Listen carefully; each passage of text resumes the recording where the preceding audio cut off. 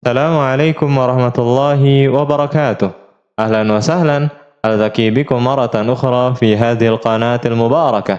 Ana akhukum fillah, Rizky Hidayatullah. Selamat datang semuanya. Kita berjumpa kembali di channel yang berkah ini insyaallah. Ana saudara antum karena Allah, Rizky Hidayatullah.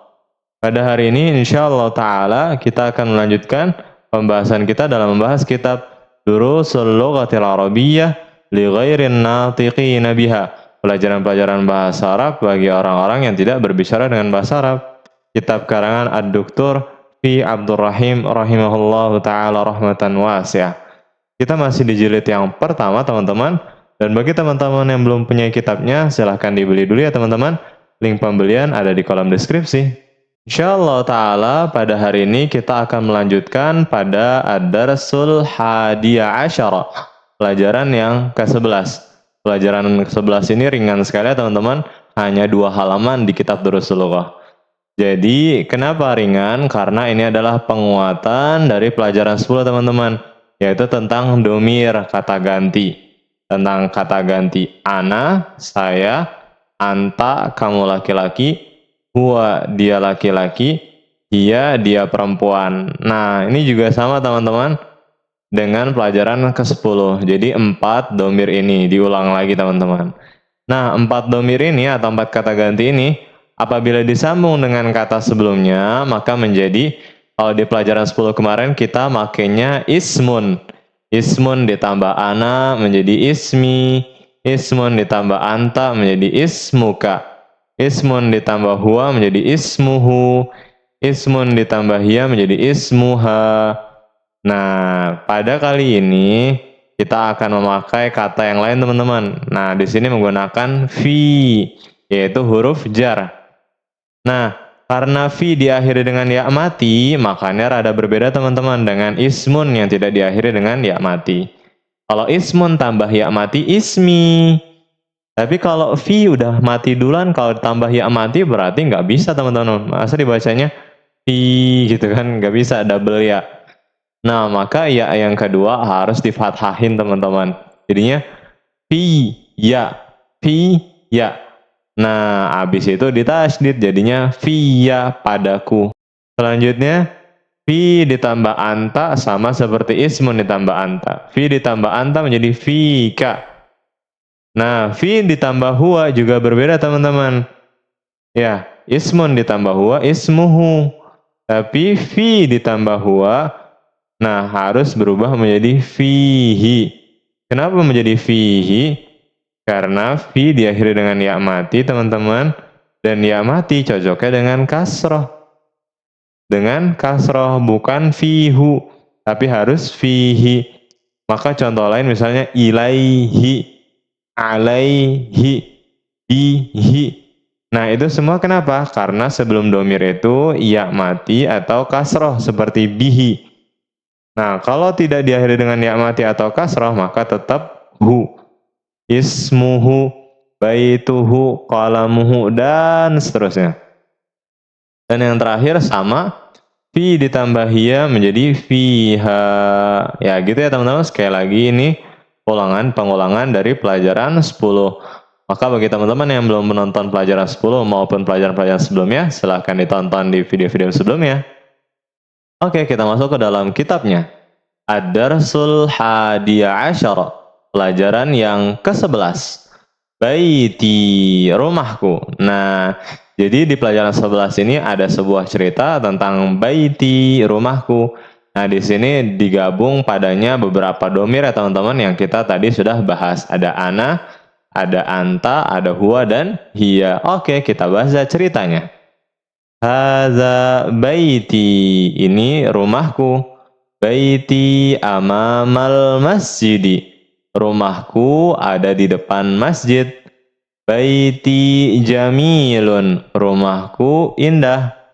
Fihi hadiqatun saghiratun, di dalamnya ada taman yang kecil. Hadhihi ghurfati, ini kamarku. Fiha nafizatun kabiratun wa mirwahatun jamilatun, Di dalamnya ada jendela yang besar dan kipas angin yang indah. Hadza sariri wa hadza kursi wa hadza maktabi. Ini ranjangku dan ini kursiku dan ini mejaku. Atau kalau dalam bahasa Indonesia terjemahnya, ini ranjangku, koma, ini kursiku dan ini mejaku. Seperti itu. Selanjutnya, saati wa qalami wa kitabi 'alal maktabi. Jamku, pulpenku, bukuku ada di atas meja. Wa haqibati tahtal maktabi. Dan tasku ada di bawah meja. Nafizatu ghurfati maftuhatun. Jendela kamarku terbuka. Nah, dilihat teman-teman ya, di sini rata-rata menggunakan domir ana teman-teman. Makanya berubahnya menjadi ya semua. Baitun ditambah ana baiti.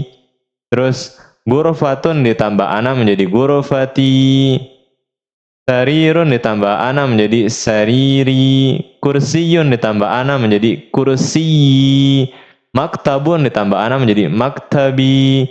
Sa'atun jam ditambah ana menjadi sa'ati.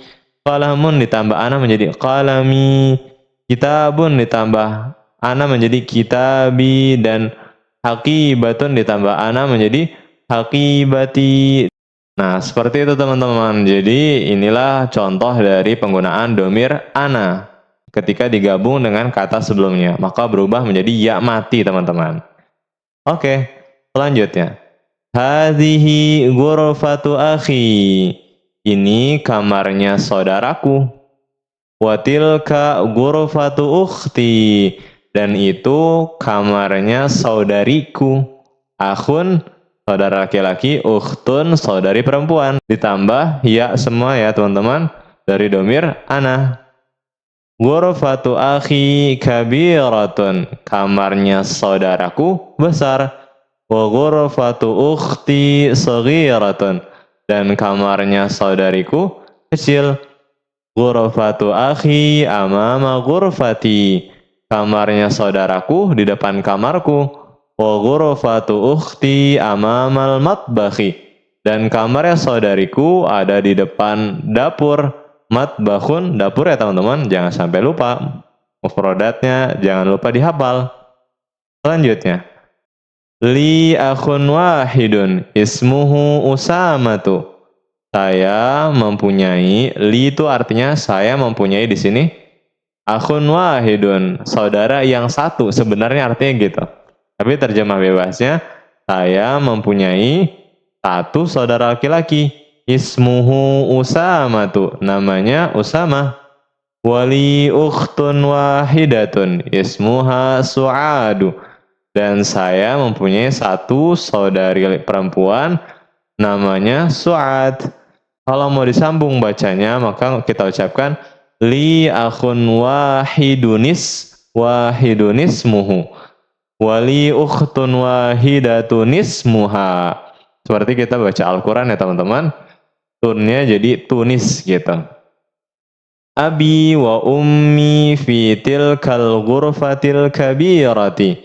Ayahku dan ibuku berada di kamar yang besar itu. Ana uhibbu abi wa ummi. Aku cinta bapakku dan ibuku. Wa uhibbu akhi wa ukhti. Dan aku cinta saudaraku dan saudariku. Nah, begini ya teman-teman. Inilah pengaplikasian dari 4 domir. Ana, anta, huwa, dan hiya. Semoga teman-teman juga bisa buat cerita sendiri ya versi teman-teman. Versi baiti atau misalnya diganti ghurfati atau misalnya masjidi dan lain sebagainya teman-teman. Selamat mencoba. Selanjutnya kita masuk ke tamarinu, latihan. At-tamrinul awwalu, latihan pertama. Iqra waktub, bacalah dan tulislah. Nah, di sini menggunakan domir huwa dan hiya teman-teman. Kita belajar domir huwa dan hiya. Nomor 1. Man fi hadzal baiti. Siapa yang ada di rumah ini? Fihi hamidun. Di dalamnya ada Hamid. Madza fil haqibati? Fiha kitabi wa qalami wa daftari. Apa yang? Madza itu artinya apa yang? Apa yang ada di dalam tas itu? Fiha, di dalamnya, maksudnya di dalam tas ada bukuku, pulpenku, dan buku catatanku. Kitabun itu artinya kitab atau buku secara umum. Kalau daftarun, buku catatan atau buku tulis.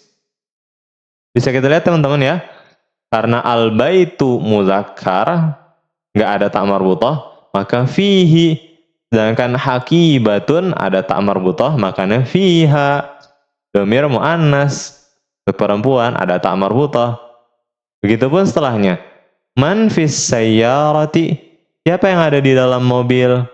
Fiha abi wa ummi wa akhi wa ukhti. Di dalamnya ada ayahku, ibuku, saudara laki-lakiku, dan saudari perempuanku. Ini juga sama, sayyarah muannas, makanya fiha. Selanjutnya, man fi masjidil jami'atil ana? Siapa yang ada di masjid universitas sekarang? Al-ana artinya sekarang. Al-ana artinya sekarang. Kalau jami'atun, universitas. Maka jawabannya di sini, ma fihi ahadun. Ma fihi ahadun. Nama di sini artinya bukan apa ya teman-teman, tapi artinya tidak. Tidak ada seorang pun di dalamnya, gitu terjemahnya. Tidak ada satu orang pun di dalamnya. Ahad, satu. Nah, jangan sampai terkecoh ya teman-teman di sini. Di sini fihi, kenapa pakainya hi? Karena kembalinya ke masjid. Masjidnya universitas, bukan ke jamiah ya. Jangan sampai salah teman-teman. Jadi ini kembalinya ke masjidnya, bukan ke universitasnya. Dan yang terakhir, man fi hadhil ghurfati fihal mudiru? Siapa yang ada di dalam ruangan ini? Di dalamnya ada kepala sekolah. Nah, al-ghurfah bisa diartikan kamar atau ruangan. Kalau di sini cocoknya ruangan ya teman-teman. Nah, karena ghurfah mu'annas makanya fiha. Inilah pembahasan pertama pada pelajaran ke-11. Pengulangan dari pelajaran 10 tentang dhamir ana, anta, huwa, dan hiya. Oke, kita masuk ke pembahasan yang kedua, dan inilah pembahasan terakhir di pelajaran 11. Mengenal sekilas tentang al-maf'ul bih, maf'ul bih, yaitu istilah dalam bahasa Indonesianya namanya objek. Apa itu maf'ul bih? Maf'ul bih pengertiannya adalah isim mansub. Gampangnya yang berharakat fathah, yang terletak setelah fi'il, kata kerja, dan fa'ilnya, pelakunya. Mungkin kita masih ingat ya ketika kita belajar di SD, kita belajar SPOK. Subjek, predikat, objek. Nah, objek itu dalam bahasa Arab namanya maf'ul bih. Nah, kalau dalam bahasa Arab, subjek itu namanya fa'il, pelaku. Terus predikatnya fi'il atau kata kerja. Oke, di sini contohnya Allahu. Allah. Di sini harakatnya dhammah karena belum kemasukan apa-apa. Ketika ditambah uhibbu yang artinya aku mencintai, ini sudah ada kata kerja mencintai dan pelakunya yaitu aku. Maka Allahnya menjadi objek yang dicintai, uhibbullaha. Berubah menjadi fathah harakatnya. Uhibbu fi'lun wa fa'il, fi'il dan fa'il, kata kerja dan pelaku, Allah sebagai maf'ulun bihi atau objek. Seperti itu ya teman-teman. Sekali lagi ini hanya sekilas ya teman-teman. Adapun lengkapnya nanti ada di Durusul Lughah jilid yang kedua. Oke, kita baca contoh-contohnya di halaman setelahnya, di halaman 62. Iqra. Uhibbu abi wa ummi. Aku cinta ayahku dan ibuku. Uhibbu akhi wa ukhti. Aku cinta saudara laki-lakiku dan saudari perempuanku. Uhibbu zamili. Aku cinta temanku. Uhibbu ustadzi. Aku cinta ustadku. Uhibbullaha. Ini contoh yang tadi ya teman-teman. Jadi langsung berharakat fathah. Aku cinta Allah. Uhibbun nabiyya sallallahu alaihi wasallam. Sebelum kemasukan uhibbu, an-nabiyyu. Kemasukan uhibbu menjadi uhibbun nabiyya sallallahu alaihi wasallam. Aku cinta Nabi sallallahu alaihi wasallam. Dan yang terakhir, uhibbul lughatal arabiyyata. Aku cinta bahasa Arab. Nah, lihat teman-teman ya. Allah al-lughata an-nabiyya di sini mansub atau berharakat fathah karena kedudukannya sebagai objek. Sekali lagi ini hanya sekilas ya teman-teman, karena semuanya menggunakan uhibbu, belum ada contoh yang lainnya. Coba teman-teman tulis di kolom komentar contoh dari uhibbu. Contohnya, aku cinta suamiku atau aku cinta istriku. Silahkan tulis di kolom komentar. Dan jika masih ada yang ingin ditanyakan, silahkan tulis di kolom komentar. Barakallahu fiikum.